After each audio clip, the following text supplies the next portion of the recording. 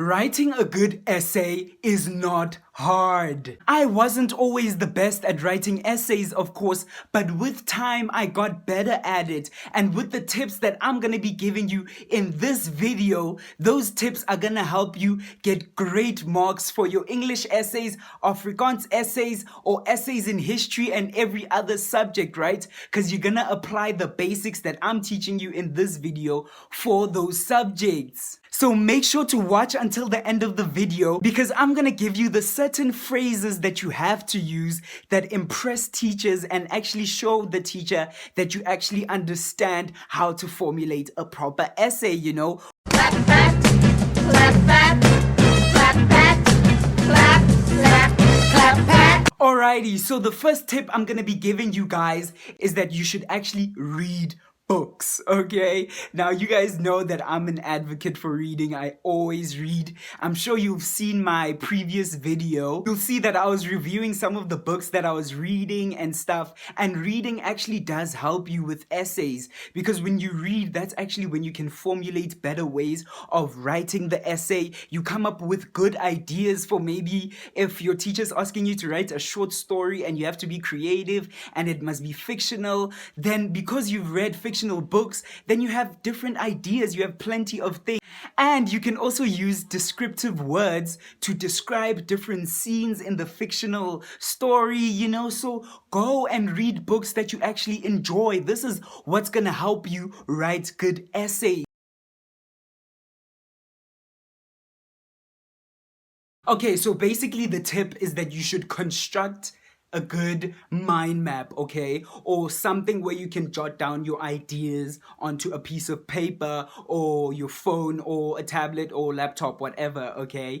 Now, the whole idea is that, of course, in the center is the topic and the theme, right? So you're not just writing the heading, but in the middle of the page, you're writing down what the whole thing is about, what the essay is about, right? Because I'm sure they'll give you a theme and they'll tell you that you have to write about this and this and the title is this and this. So now in that middle box, now you can almost elaborate and say and write down what your teacher told you should write about, right? And then you can now branch out and give different ideas that you want to put into the essay, you feel me? So of course most of these branches will have the stuff that you're putting in the body, right? Because the body is usually longer, right? A body will usually have 4 to 5 paragraphs, right? The introduction will maybe have one or two sentences, and that should be it, right? And it should be hooky, it should be good.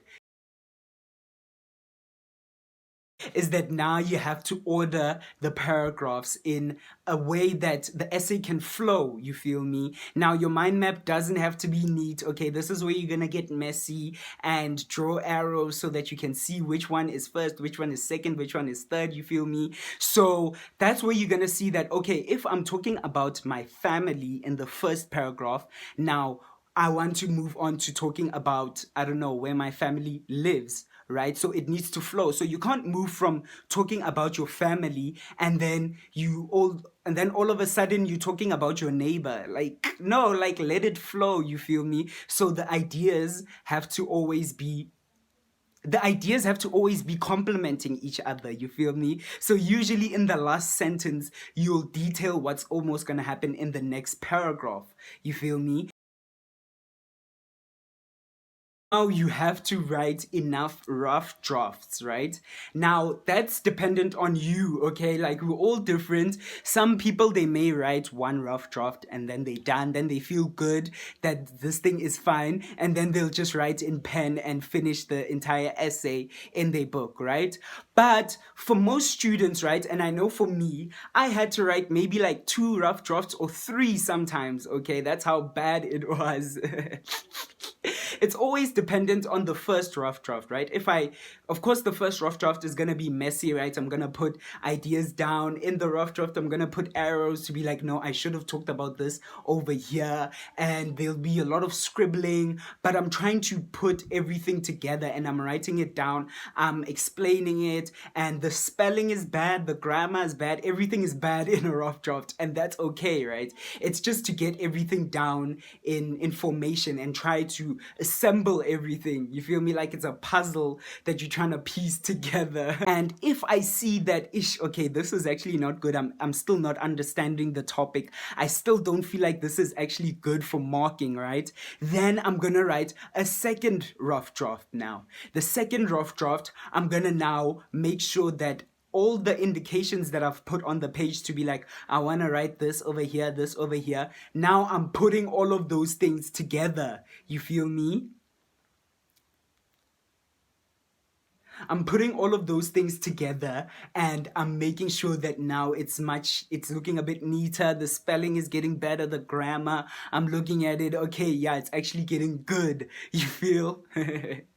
So a bonus tip, right? Before you write your final paragraph now, I mean, your final essay, basically the third draft now, you have to insert certain phrases that will actually look good for you, okay? Like phrases like in conclusion, however, thoroughly, although, you feel me? Those sort of phrases actually make the essay look even good, okay? It makes it look good. Like your teacher will see that, okay, this student actually understands how to write an essay, how to actually put sentences together. You feel me? So here are the phrases that I suggest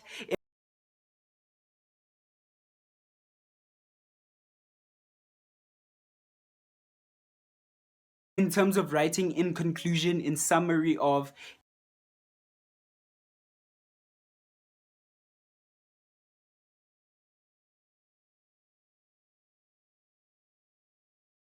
final tip for you guys now, when you are writing your final draft, take your time, okay? This is your final draft. This is the ending, you feel me? You're writing in pen, so you can't be scratching out and making it look unneat.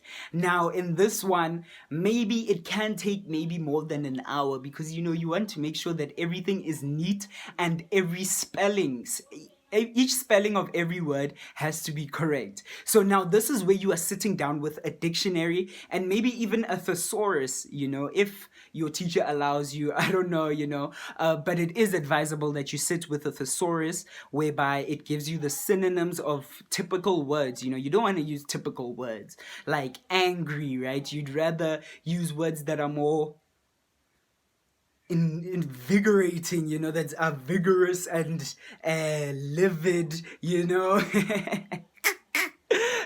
Famished, lavish, you know, just words that can actually entice your teacher and be like, wow, this student is not just writing it good in structure, but is actually using good words, you know? So you sit down with your thesaurus, have fun, right? Exchange words that are just typical in there and use words that are more sophisticated, but of course it has to be in accordance to what your essay is about. If your essay is more of like fictional, or maybe it's just about a friendly letter to your friend, then of course there's no need to use sophisticated language.